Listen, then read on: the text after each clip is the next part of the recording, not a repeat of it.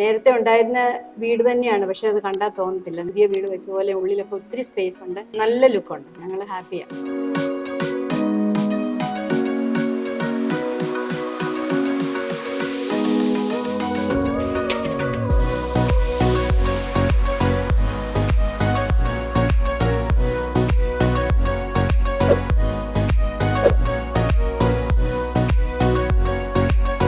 പലപ്പോഴും പുത്തനായിട്ട് ഒരു വീട് ഉണ്ടാക്കുക എന്ന് പറയുന്നതിനേക്കാളും മനസ്സിന് ഇണങ്ങുന്ന ലൊക്കേഷനിൽ നല്ല ക്വാളിറ്റി ഉള്ള ഒരു വീട് കിട്ടിക്കഴിഞ്ഞാൽ അതിനെ നമ്മളുടെ മനസ്സിലുള്ള രീതിയിലേക്ക് റിനോവേറ്റ് ചെയ്തെടുക്കുക എന്ന് പറയുന്നത് NRI പോലത്തെ ആൾക്കാർ എന്ന് പറഞ്ഞാൽ സ്ഥിരമായിട്ട് അവിടെ താമസിക്കാത്ത എന്നാൽ നല്ലൊരു വീട് വേണം എന്നുള്ള തരത്തിലുള്ള ആൾക്കാർക്ക് കുറച്ചുകൂടി കൊമേഴ്സ്യലി ഫീസിബിൾ ആയിരിക്കും.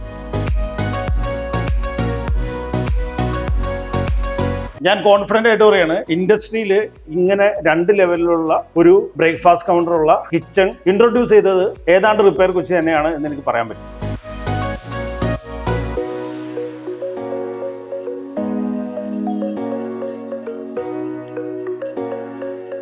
നാട്ടിലില്ലാത്ത ഒരു കസ്റ്റമർ അവരുടെ മനസ്സിൽ ഇണങ്ങുന്ന അവർക്ക് ഇഷ്ടപ്പെട്ട ഒരു റിനോവേഷൻ, നല്ല ഇന്റീരിയറും നല്ല ലൈറ്റിംഗും എല്ലാം ഉൾപ്പെടെ നമ്മളുടെ മോട്ടോ ആയിട്ടുള്ള റെഡ്യൂസ് റീയൂസ് റീസൈക്കിൾ എന്ന് പറയുന്ന ആ ഒരു പ്രധാനപ്പെട്ട പോയിന്റിനോട് ചേർത്തിട്ട് സക്സസ്ഫുൾ ആയിട്ട് ചെയ്തു തീർക്കാൻ സാധിച്ചു എന്നുള്ള സന്തോഷം ഉറക്കെ പറഞ്ഞുകൊണ്ട് നമുക്ക് വീഡിയോയിലേക്ക് കിടക്കാം. ഐവിൻ ഞങ്ങളോട് നന്നായിട്ട് നിന്നു. പക്ഷെ ആദ്യം എനിക്കും ഒരു ഇതുണ്ടായിരുന്നു. എനിക്ക് എപ്പോഴും ഒരു എന്റെ മോന്റെ പ്രായമുള്ള രീതിയിൽ മനസ്സിലായി. ഇപ്പൊ എന്റെ മോൻ 20 വയസ്സായി, 23, 24. അപ്പൊ ഞാൻ എക്സ്പീരിയൻസ് ഉള്ള ആളിനെയാണ് ഞാൻ എക്സ്പെക്ട് ചെയ്യുന്നത്. അവന് എന്തറിയാം എന്നുള്ള ഒരു ചിന്തയായിരുന്നു എനിക്ക്.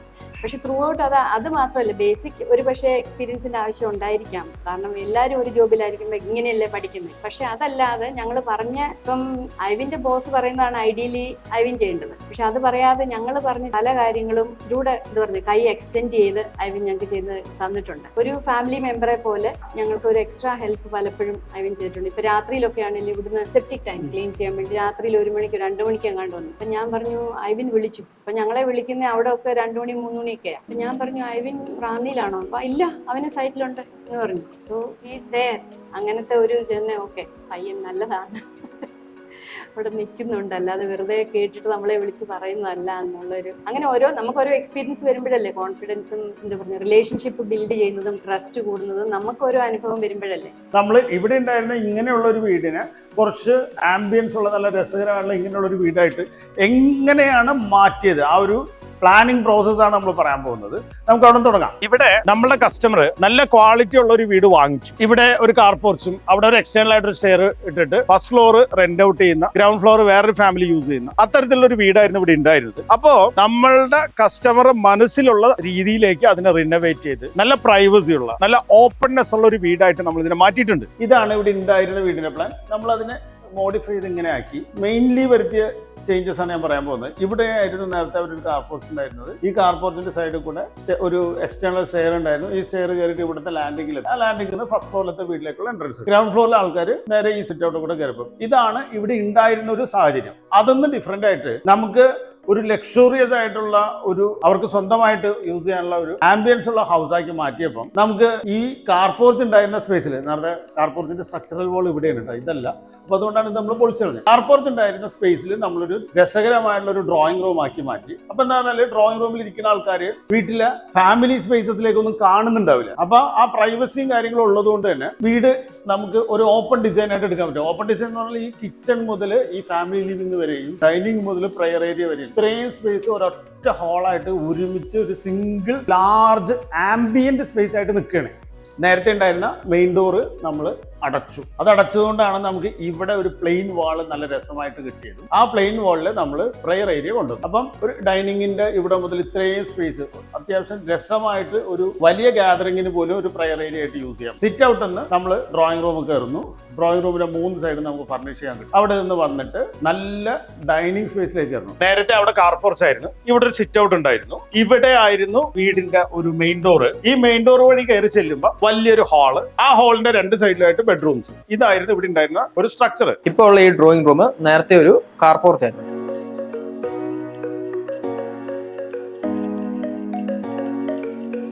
ഇതില് നേരത്തെ നമുക്കൊരു സ്റ്റെയർ കേസ് വന്നിരുന്നു, അതിന്റെ ലാൻഡിങ് ഇവിടെ വന്നു നിന്നു. അങ്ങനെ നമ്മൾ ഈ ഫസ്റ്റ് ഫ്ലോർ നമ്മൾ റെന്റ് ഔട്ട് കൊടുത്തിരിക്കുകയായിരുന്നു.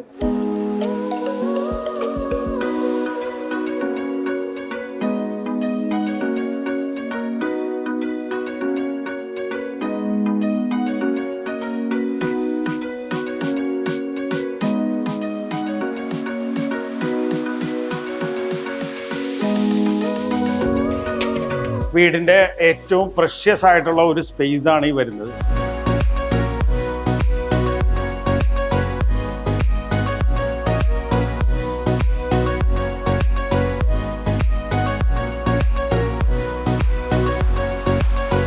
ഈ ഡൈനിങ് സ്പേസ് എന്ന് പറഞ്ഞാൽ നേരത്തെ ഇവിടെ ഉണ്ടായിരുന്ന ഡൈനിങ് സ്പേസ് തന്നെയാണ്. പക്ഷേ നേരത്തെ കിച്ചൺ ഇവിടെ ഇരുന്നു. അപ്പം വലിയ ആംബിയൻസിൻ്റെ ഒപ്പം 2 ബെഡ്റൂം വേണം. 2 ബെഡ്റൂം വേണമെന്ന് പറയുമ്പോൾ ഈ സൈഡിലേക്ക് നമുക്ക് എക്സ്റ്റെൻഡ് ചെയ്യാനായിട്ട് കുറച്ച് ലിമിറ്റേഷൻസ് ഉണ്ട്. ഈ ഭാഗത്തേക്കാണെങ്കിൽ എക്സ്റ്റെൻഡ് ചെയ്യാൻ പറ്റുക.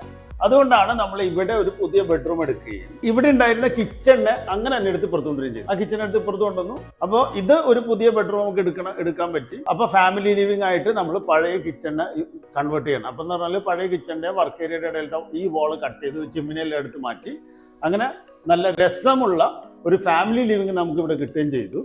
ആ ഫാമിലി ലിവിങ്ങിന് ഡൈനിങ് ഉണ്ട്. ഡൈനിങ്ങിൻ്റെ ഇപ്പുറത്തായിട്ട് ഓപ്പൺ ആയിട്ട് ഈ വോള് നമ്മൾ എടുത്തു കളഞ്ഞു. ഈ വോൾ എടുത്തു കളഞ്ഞപ്പോൾ നല്ല രസമുള്ള ഒരു കിച്ചണാക്കി മാറ്റാൻ പറ്റും. ഇവിടെയൊക്കെ എന്ന് പറഞ്ഞാൽ വാക്ക് വേസ് ഒക്കെ ഭയങ്കര കുറവാണ്. കാരണം ഈ 3 സൈഡിലും നമുക്ക് ഫർണിഷ് ചെയ്യാൻ പറ്റും. ഈ ഭാഗത്തേക്ക് ഒരു ചെറിയ വർക്ക് ഏരിയ നമ്മൾ അഡീഷണൽ ആയിട്ട് എടുത്തു. അതാണ് ഈ കാണുന്നത്. ഈ ബ്ലൂ കളറിൽ നമ്മൾ ഹൈലൈറ്റ് ചെയ്തിട്ടുള്ള എല്ലാം പുതിയ വാൾസ് ആണ്. ഒരു സ്പേസ് എന്ന് പറഞ്ഞാൽ ഞാൻ ഇവിടെ ഡൈനിങ് ടേബിൾ മാത്രമല്ല സംസാരിക്കുന്നത്. ഇവിടെ ഡൈനിങ് ടേബിൾ ഉണ്ട്. ഇതിന്റെ ഇപ്പുറത്ത് തന്നെ ഓപ്പൺ കിച്ചൺ ഉണ്ട്. ഇതിന്റെ ഇപ്പുറത്ത് തന്നെ TV എല്ലാം ഇരിക്കുന്ന ലിവിംഗ് സ്പേസ് ഉണ്ട്. ഇത് പ്രെയർ ഏരിയ കൂടിയാണ്. എന്ന് പറഞ്ഞാൽ ഡൈനിങ് ടേബിളിൽ ഉള്ള ഈ വലിയ ഹാൾ എന്ന് പറയുന്നത് പ്രെയർ ഏരിയ കൂടിയായിട്ടാണ് അവർ ഉപയോഗിക്കുന്നത്. അപ്പൊ ഇത്തരത്തിലുള്ള ഒരു സ്പേസ് നമ്മൾ എങ്ങനെ ഇവിടെ കൊണ്ടുവന്നു, അതിൽ നിന്നാണ് ഇത്രയും ലൈഫ് ഉള്ള ഒരു വീടായിട്ട് നമുക്ക് ഇതിനെ മാറ്റാൻ പറ്റിയത്. നേരത്തെ അവിടെ കിച്ചണും വർക്ക് ഏരിയയുമായിരുന്നു. ആ കിച്ചണും വർക്ക് ഏരിയയും കൂടി ചേർത്തിട്ട് ഒരു വലിയ ലിവിംഗ് സ്പേസ് ആക്കിയിട്ട് നമ്മൾ ഈ ഡൈനിങ് റൂമിൽ നിന്ന് ഈ ലിവിംഗിലേക്ക്, നേരത്തെ ഇവിടെ കിച്ചണിലേക്കുള്ള ഒരു ഡോർ ഉണ്ടായിരുന്നത്, ഒരു വലിയ ഒരു ഓപ്പണിംഗ് ആക്കിയിട്ട് നമ്മൾ ഈ ലിവിംഗ് ഏരിയനെയും ഡൈനിങ് ഏരിയനെയും തമ്മിൽ കണക്ട് ചെയ്തു. അതേപോലെ തന്നെ ഇവിടെ ഡൈനിങ് ടേബിൾ വരികയും ഇവിടെ അടുക്കളയായിട്ട് നിൽക്കുകയും ചെയ്യുമ്പോൾ ആ ഓപ്പൺ കിച്ചണിന്റെ ഒരു കംഫർട്ട് എന്ന് പറഞ്ഞാൽ ഡൈനിങ് ടേബിളിൽ ഇരിക്കുന്ന ആൾക്കാർ, TV കാണുന്ന ആൾക്കാർ, അടുക്കളയിൽ നിൽക്കുന്ന ആൾക്കാർ, ഇവരെല്ലാവരും തമ്മിലുള്ള ഒരു കണക്ഷൻ ഉണ്ടാവുക. ആ ഒരു കണക്ഷന്റെ ഒപ്പം തന്നെ പ്രധാനപ്പെട്ടതാണ് ഇവിടെ ഒരു വർക്ക് സ്റ്റേഷൻ ഉണ്ടാവുക. ഇപ്പൊ പല വീടുകളിലും അടുക്കളയിൽ വർക്ക് സ്റ്റേഷൻ ഒരു ആവശ്യമായിട്ട് വരികയാണ്. നമ്മൾ ആദ്യമായിട്ട് ഇങ്ങനെ 2 ലെവലിലുള്ള വർക്ക് സ്റ്റേഷൻ ചെയ്യുന്ന സമയത്ത് ആളുകൾക്ക് ഇത് എന്താണെന്നുള്ള അറിയില്ല. ഇന്നിപ്പോ 2 ലെവലിലുള്ള വർക്ക് സ്റ്റേഷൻ എന്താണ് എന്നുള്ളത് ആളുകൾക്ക് എല്ലാവർക്കും അറിയാം. ഞാൻ കോൺഫിഡന്റ് ആയിട്ട് പറയാണ്, ഇൻഡസ്ട്രിയിൽ ഇങ്ങനെ 2 ലെവലിലുള്ള ഒരു ബ്രേക്ക്ഫാസ്റ്റ് കൗണ്ടറുള്ള കിച്ചൺ ഇൻട്രൊഡ്യൂസ് ചെയ്തത് ഏതാണ്ട് റിപ്പയർ കൊച്ചി തന്നെയാണ് എന്ന് എനിക്ക് പറയാൻ പറ്റും. ഇത് പഴയ ബെഡ്റൂം ആയിരുന്നു. അതിലായിരുന്നു ബെഡ്റൂമിനകത്ത് കയറുന്നത്. അപ്പം ഇവരുടെ സൗത്ത് വെസ്റ്റ് കോർണറിൽ ഉണ്ടായിരുന്ന കിച്ചൺ അവിടെ നിന്ന് റീപൊസിഷൻ ചെയ്യുക എന്നുള്ള ഒരു ഉദ്ദേശത്തോടു കൂടി തന്നെയാണ് ഈ ഭാഗത്തേക്ക് ഇത് കൊണ്ടത്. അപ്പൊ നമ്മൾ കിച്ചൺ ഡിസൈനിൽ ഏറ്റവും കൂടുതൽ ശ്രദ്ധിക്കുന്ന കുറെ പോയിന്റ്സ് ഉണ്ട്. ആ പോയിന്റ്സിൽ ഒന്നെന്ന് പറയുന്നത് കിച്ചണിലെ കൗണ്ടേഴ്സ് കഴിയുന്നത് യു ഷേപ്പിൽ കൊണ്ടുവരണം. പാരലൽ ആണെങ്കിലും കുഴപ്പമൊന്നുമില്ല. എന്നാൽ നമ്മൾ കഴിയുന്നത് യു ഷേപ്പിൽ കൊണ്ടുവന്ന് വാക്ക് വേസ് ഏറ്റവും കുറവായിട്ടുള്ള വാക്ക് വേസ് എന്ന് പറഞ്ഞാൽ അവിടെ നിന്ന് വന്നിട്ട് ജസ്റ്റ് അങ്ങ് എക്സിറ്റ് ആവുന്നതേ ഉള്ളൂ. ബാക്കിയുള്ള മൊത്തം സ്പേസ് നമുക്ക് ഫർണിഷ് ചെയ്യാനായിട്ട് യൂസ് ചെയ്യാൻ പറ്റുന്ന തരത്തിലുള്ള കിച്ചൺ ഡിസൈൻ ചെയ്യണമെന്നുള്ളതാണ്. കിച്ചൺ ഇന്റീരിയറിനും ഭംഗിയുണ്ടാവാൻ അത് ഏറ്റവും പ്രധാനപ്പെട്ട കാര്യം തന്നെയാണ്. ഇവിടെ നമ്മൾ ഗ്രാനൈറ്റ് കൗണ്ടർ ടോപ്പ് ഇട്ടിട്ട് അതിന് കോൺട്രാസ്റ്റ് ആയിട്ടുള്ള വൈറ്റ് ടൈൽസ് ആണ് നമ്മൾ യൂസ് ചെയ്തത്. അതോടൊപ്പം തന്നെ WPCയിൽ അക്രിലിക് ഫിനിഷ് ആണ് കൊടുത്തിട്ടുള്ളത്.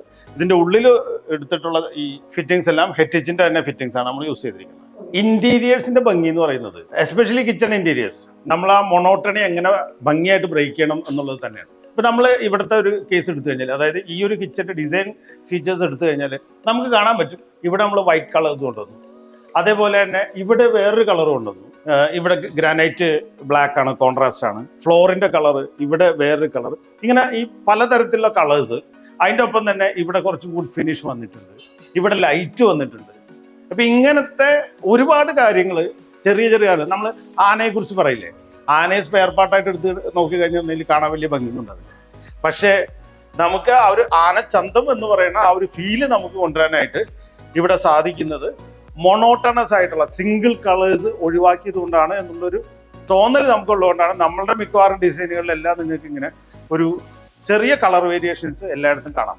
നമ്മൾ ഇന്റീരിയർ ഡിസൈനിൽ കുറെ ചെറിയ ചെറിയ എലമെന്റ്സ് ശ്രദ്ധിച്ചു കഴിഞ്ഞാൽ ഭയങ്കര യൂട്ടിലിറ്റിയുടെ ഒപ്പം തന്നെ ഫംഗ്ഷണൽ ആയിട്ടുള്ള കുറെ കാര്യങ്ങൾ കൊണ്ടുവരും. നമ്മൾ പണ്ട് കാലത്ത് വലിയ വലിയ ആർക്കിടെക്ചർ പോലെ ഫോം ഫോളോസ് ഫംഗ്ഷൻസ് എന്നൊക്കെ പറയും. അതുപോലെ വരും. ഇത് നോക്കിയേ, ഇവിടെ ഡൈനിങ്ങിന്റെ വാഷ് ബേസിൽ ഇരിക്കുന്നു. ഡൈനിങ് ഏരിയക്ക് അപ്പുറത്താണ്. അപ്പൊ അവിടേക്ക് ഈ ഡൈനിങ്ങിന്റെ വാഷ് ബേസിൽ ഒരു പ്രൈവസി ഉണ്ടാക്കാൻ വേണ്ടി എന്ന തോന്നലിലാണ് നമുക്ക് ഇങ്ങനെ ഒരു ബോക്സ് ഇവിടെ ഉള്ളത്. ആക്ച്വലി ഈ ബോക്സിന്റെ പണി എന്ന് പറയുന്നത് ചൂലൊക്കെ എടുത്ത് വെക്കലാ. നോക്കിയേ,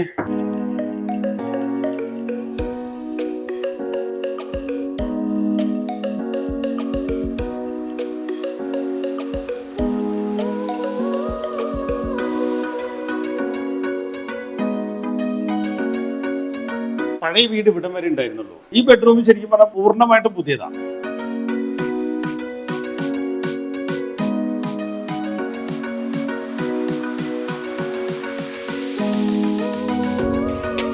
നമ്മൾ എന്തിനാണ് ഇവിടെ ഇങ്ങനെ ഒരു ബെഡ്റൂം എടുത്തതെന്ന് വെച്ചാൽ നമ്മളെ ബിൽഡിങ്ങിന്റെ ഫ്രണ്ട് എലിവേഷൻ നോക്കുമ്പോൾ വീട് ഇങ്ങനെ പരന്ന് കിടക്കണം, അതൊരു പ്രത്യേക ഭംഗിയാണ്.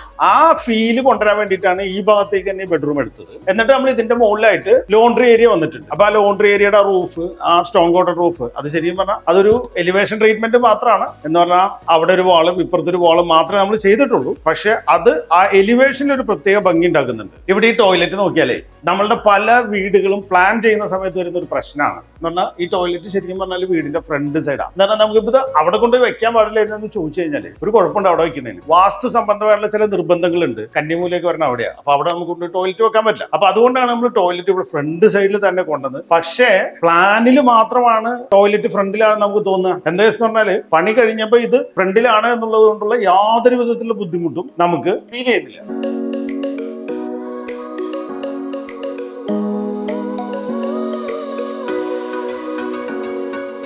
ഈ ബെഡ്റൂമിനകത്തെ ഇവിടെ ഒരു തൂണ് നിൽക്കുന്നുണ്ട്. ഇവിടെ ഒരു തൂണ് നിൽക്കുന്നതുകൊണ്ട് നമുക്ക് ബെഡ്റൂമിനകത്തത് കൊണ്ട് വലിയ ബുദ്ധിമുട്ടൊന്നും തോന്നുന്നില്ല. അത് ഈ വാർഡ്രോബിന്റെയും ഡ്രസ്സിംഗ് ടേബിളിന്റെ ഒക്കെ ഒരു ഭാഗമായിട്ട് നമുക്ക് പോകും. നമുക്കിത് അപ്പുറത്തെ മുറിയിൽ ഒന്ന് പോയി നോക്കാം. ഇത് സ്പേഷ്യസ് ആയിട്ടുള്ള ഒരു ലിവിംഗ് റൂമാണ്. ഈ ലിവിംഗ് റൂമിൽ ഇപ്പുറത്തുള്ള തൂണ് ഇവിടെ വന്നു കഴിഞ്ഞിട്ടുണ്ടെങ്കിൽ ഒരു അഭംഗിയാണ്. അതുകൊണ്ടാണ് നമ്മൾ ആ തൂണെടുത്ത് അപ്പുറത്തിട്ട്. ഇനി ആ തൂണ് എന്തിനാണ് നമ്മൾ ഇട്ടതെന്നുള്ളത് നമുക്ക് നോക്കാം. നേരത്തെ ഈ കാണുന്ന വീതിയിൽ ഒരു അടുക്കള ഉണ്ടായിരുന്നു. അടുക്കളയുടെ ഇപ്പുറത്ത് ഈ സ്പേസിൽ ഒരു വർക്ക് ഏരിയ ഉണ്ടായിരുന്നു. അപ്പൊ ഈ അടുക്കളേനെയും വർക്ക് ഏരിയനെയും കൂടെ ഒരുമിച്ചാക്കിയതിന് ശേഷം മാത്രമാണ് നമുക്ക് ഇവിടെ ഇത്രയും ഭംഗിയുള്ള ഇത്രയും സ്പേഷ്യസ് ആയിട്ടുള്ള ഒരു ലിവിംഗ് റൂം കിട്ടിയത്. അങ്ങനെ ഒരു ലിവിംഗ് റൂം ഉണ്ടാക്കുന്ന സമയത്ത് ഇവിടെ ഒരു വാള്, സ്ട്രക്ചറൽ വാളാണ് നമ്മൾ കട്ട് ചെയ്തത്. ഇവിടുത്തെ സ്ട്രക്ചറൽ വാൾ കട്ട് ചെയ്യുമ്പോൾ നമുക്ക് ഇവിടെ ഒരു ഐബീം ഒക്കെ ഇട്ടിട്ട് ഐബീമിനെ കോൺക്രീറ്റ് ചെയ്തിട്ട് നമ്മൾ പ്ലാസ്റ്റർ ചെയ്തൊക്കെ ഇങ്ങനെ എടുക്കുന്നുണ്ട്. അപ്പൊ ആ ഐബീമിന്റെ ലോഡ് ഇവിടെയുള്ള ഒരു ബ്രിക്ക് വാളിന് എടുക്കാനുള്ള കപ്പാസിറ്റി ഉണ്ടാവില്ല. അപ്പൊ അതുകൊണ്ട് ആ ബ്രിക്ക് വാളിന് എടുക്കാനുള്ള കപ്പാസിറ്റി ഇല്ലാത്തതുകൊണ്ട് നമ്മൾ കോൺക്രീറ്റിന്റെ ഒരു തൂൺ ഇട്ട് കൊടുത്തിട്ട് ആ തൂണിലാണ് ഐബീം കൊണ്ടുവന്ന് വെച്ചത്. അപ്പൊ ഈ ഐബീം നിർത്താൻ വേണ്ടിയിട്ടാണ് ആ ബെഡ്റൂമിനകത്ത് നമ്മളൊരു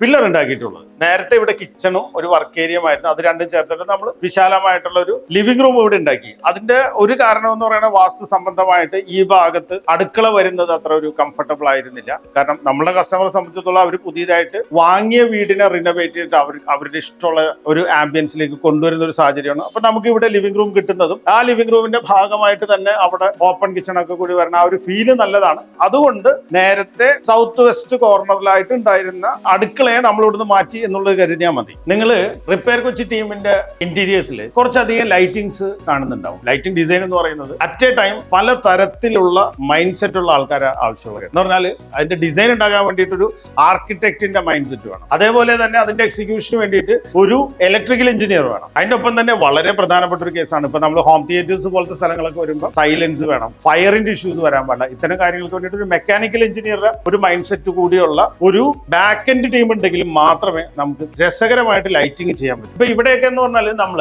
റിനോവേറ്റഡ് ഹൗസ് ആയതുകൊണ്ട് തന്നെ ഞാൻ റിനോവേറ്റഡ് ഹൗസിൽ കഴിയുന്നതും ഫാൾ സീലിംഗ് ഒഴിവാക്കി പണിയെടുക്കുന്ന ആളാണ്. എന്താ വെച്ച് പറഞ്ഞാൽ നമ്മളൊരു ഫാൾ സീലിംഗ് കൊടുത്തു കഴിഞ്ഞാൽ ആ ഫാൾ സീലിംഗിന്റെ മുകളിൽ സ്ട്രക്ചറിൽ വരുന്ന ഡിറ്റീരിയറേഷൻസ് നമുക്ക് കാണാൻ പറ്റില്ല. അങ്ങനെ വരുമ്പോൾ എന്തുണ്ടാവും പറഞ്ഞാൽ നമ്മളെ സ്ട്രക്ചർ റിപ്പയർ ചെയ്ത് മാറ്റാവുന്ന ഒരു സാഹചര്യം കഴിഞ്ഞിട്ടായിരിക്കും അതിന് വരുന്ന ഒരു ദോഷങ്ങൾ നമ്മൾ മനസ്സിലാക്കുന്നതും അതിനുശേഷം ചിലപ്പോൾ നമുക്ക് തിരുത്താൻ പറ്റില്ല. അതുകൊണ്ട് തന്നെ നമ്മൾ കഴിയുന്നതും ഫാൾ സീലിംഗ് ഇല്ലാതെ തന്നെയാണ് ഇത്തരത്തിലുള്ള ലൈറ്റിങ്സ് കൊടുക്കുന്നത്. ഈ എൻട്രൻസിന് പകരം ഗ്രൗണ്ട് ഫ്ലോറിൽ നിന്ന് പഴയ സ്റ്റെയർ കേസ് തന്നെയാണ്. അതിനൊന്ന് ചെറുതായിട്ടൊന്ന് മോഡിഫൈ ചെയ്തൊന്ന് ബ്യൂട്ടിഫൈ ചെയ്തൊക്കെ എടുത്തു. എന്നിട്ട് നമ്മൾ കയറിയിട്ട് ഇവിടെ ഈ വലിയ സ്പേസ് രസമായിട്ട് തന്നെ നിൽക്കുന്നുണ്ട്. പക്ഷേ ഒരു വർക്ക് ഫ്രം ഹോം എൻവയോൺമെൻ്റ് ഉള്ള രസകരമായിട്ടൊരു ബെഡ്റൂം വേണം. നേരത്തെ ഉണ്ടായിരുന്ന ബെഡ്റൂം ഇതാണ്. അത് അത്ര ചെറുതൊന്നുമല്ല, പക്ഷേ ഒരു ഓഫീസും കൂടി അതിനകത്തേക്ക് വരുമ്പോൾ അതിന് വലിപ്പം പോരാ. അപ്പൊ എന്തായി, ഇത് നേരത്തെ അവര് ഒരു ചെറിയ സ്റ്റോർ റൂമിനെ കൺവേർട്ട് ചെയ്തിട്ട് കിച്ചൺ ആക്കി കൊടുത്തിരുന്നതാണ്. ഈ സ്പേസും കൂടി ഈ ബെഡ്റൂമിലേക്ക് കൊണ്ടുവന്നു. അങ്ങനെ ഒരു വലിയ ബെഡ്റൂമും ആ വലിയ ബെഡ്റൂമിന്റെ ഒരു ഭാഗത്തായിട്ട് നമ്മൾ വർക്ക് ഫ്രം ഹോം എൻവയോൺമെന്റിനുള്ള സംവിധാനങ്ങളും കൂടി ഉണ്ടാക്കി ബാക്കി കാര്യങ്ങളെല്ലാം ചെയ്തെടുത്തിട്ടുണ്ട്. ഇത് നമ്മുടെ ഫസ്റ്റ് ഫ്ലോറിൽ പഴയ നമ്മുടെ ഒരു കിച്ചൺ ആയിരുന്നു. ഇത് ഈ ബീമിന്റെ ഇപ്പുറത്തെ ഭാഗം പഴയ കിച്ചണിന്റെ പോർഷൻ ആയിരുന്നു. അതിനെ നമ്മളിപ്പോ ഈ ബെഡ്റൂം ഒരു വലിയ വിശാലമായ ഒരു ബെഡ്റൂം ആക്കി മാറ്റിയിരിക്കുന്നു.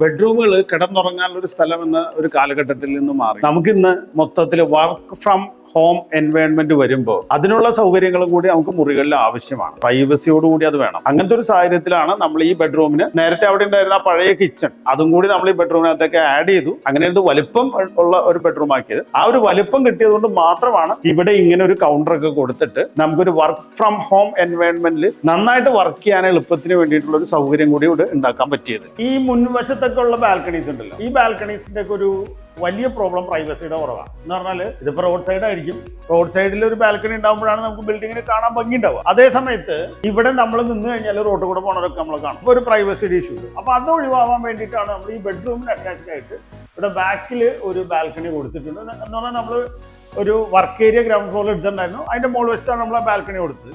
ആ ബാൽക്കണിയുടെ റൂഫിങ് സാധാരണ നമ്മൾക്ക് എങ്ങനെ വേണമെങ്കിലും ഒക്കെ പല രീതിയിൽ നമ്മൾ പറലിനൊക്കെ ഇടാറുണ്ട് അല്ലേ. അതിന് പകരം ഒരു പ്രത്യേക ഷേപ്പിൽ നമ്മൾ പറലിനൊക്കെ കൊടുത്തിട്ട് ഒരു പ്രത്യേക ഭംഗി അവിടെ ഉണ്ടാക്കിയിട്ടുണ്ട്.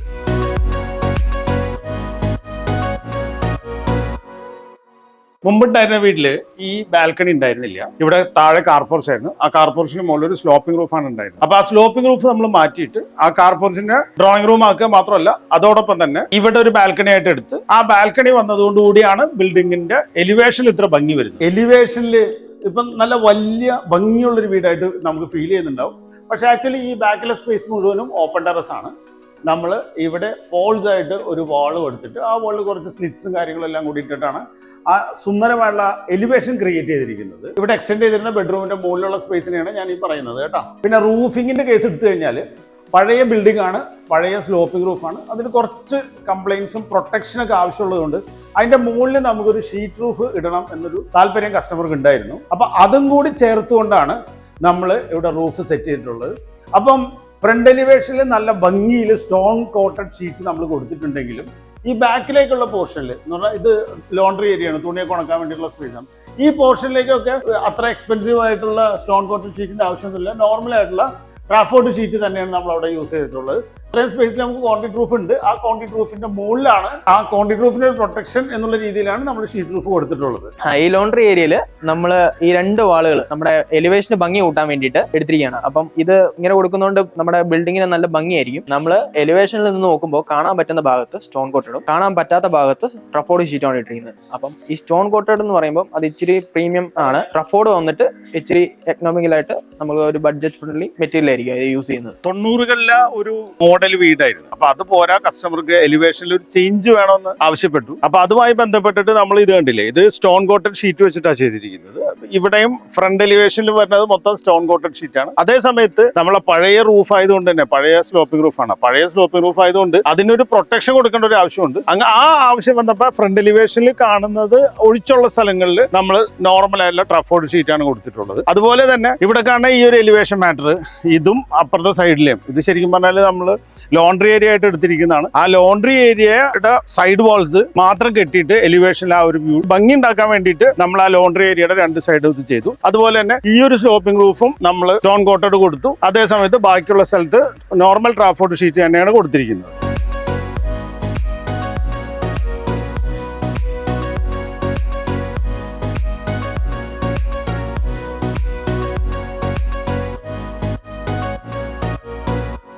ഞങ്ങൾ ഈ പ്രോപ്പർട്ടി വാങ്ങിച്ചിട്ട് ഇത് റിനോവേഷൻ ചെയ്യാൻ വേണ്ടി ഞങ്ങൾ ആദ്യം 2-3 പേരെ കോൺട്രാക്ടേഴ്സിനെ ഞങ്ങൾ കോൺടാക്ട് ചെയ്തിട്ടുണ്ടായിരുന്നു. പക്ഷേ നമുക്ക് റെസ്പോൺസ് കിട്ടിയത് റിപ്പയർ കൊച്ചിന്നാണ്. എന്നിട്ട് ഞങ്ങൾ ഷാമിനായിട്ട് അപ്പോയിൻമെൻറ്റ് ഫിക്സ് ചെയ്തിട്ട് നാട്ടിൽ വന്നപ്പോൾ ഷാം ഞങ്ങളെ വിസിറ്റ് ചെയ്തു. എന്നിട്ട് ലൊക്കേഷനൊക്കെ സ്കെച്ചൊക്കെ എടുത്ത് പോയി ഇപ്പോൾ പ്രോപ്പർട്ടിയുടെ പിക്ചേഴ്സും ഫോട്ടോസും വീഡിയോസും എടുത്തിട്ട് പോയിട്ട് നമുക്ക് ആദ്യം നമ്മുടെ റിക്വയർമെൻറ്റ് ചോദിച്ചിട്ടുണ്ടായിരുന്നു. അപ്പോൾ നമ്മൾ പറഞ്ഞാൽ നമ്മുടെ റിക്വയർമെൻറ്റ് ബേസിക് റിക്വയർമെൻറ്റ്സ് എന്തെന്ന് വേണ്ടതെന്ന്. ബേസ്ഡ് ഓൺ ദാറ്റ് ഷാം നമുക്കൊരു ഡ്രോയിങ് വരച്ച് തന്നു. പിന്നെ നമ്മൾ അതിന് കുറച്ച് മോഡിഫിക്കേഷൻ പറഞ്ഞ് അഡീഷണൽ ചെയ്തു. അത് കഴിഞ്ഞിട്ട് ഷാം അത് ഇൻകോർപ്പറേറ്റ് ചെയ്തു. അത് കഴിഞ്ഞിട്ട് നമ്മുടെ മോസ്റ്റ്ലി മീറ്റിംഗ്സ് സൂം മീറ്റിംഗ് ആണ്. നമ്മുടെ നീഡ്സ് ആൻഡ് റിക്വയർമെന്റ്സ് പറഞ്ഞിട്ടും ഷാം അവിടുന്ന് ഷാമിന്റെ ടീം നമ്മളെ ഹെൽപ്പ് ചെയ്തിട്ടുണ്ട്. പിന്നെ ഷാം ടീം നമ്മൾ പറഞ്ഞു നമുക്ക് ഇങ്ങനെ ചെയ്യാൻ നല്ലതായിരിക്കും. നമുക്ക് ഓക്കെ എന്ന് തോന്നുന്നു യെസ് പറഞ്ഞപ്പോൾ വേറെ നമുക്ക് മോഡിഫിക്കേഷൻ വേണമെന്ന് പറഞ്ഞു കൊടുത്ത് ഷാമിന്റെ ടീം അത് നമുക്ക് നന്നായിട്ട് മോഡിഫൈ ചെയ്യാൻ തന്നിട്ടുണ്ട്. ഷാമിന്റെ ടീം നല്ല lots of appreciation need.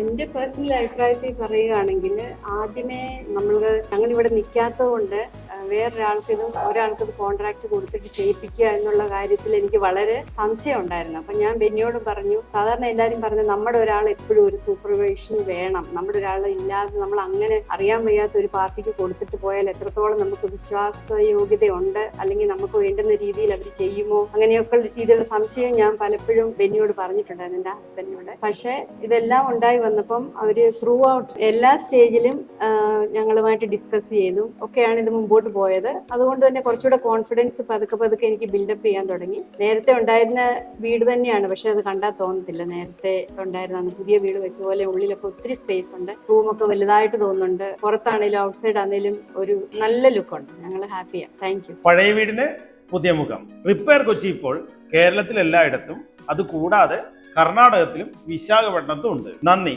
Architect Shyam.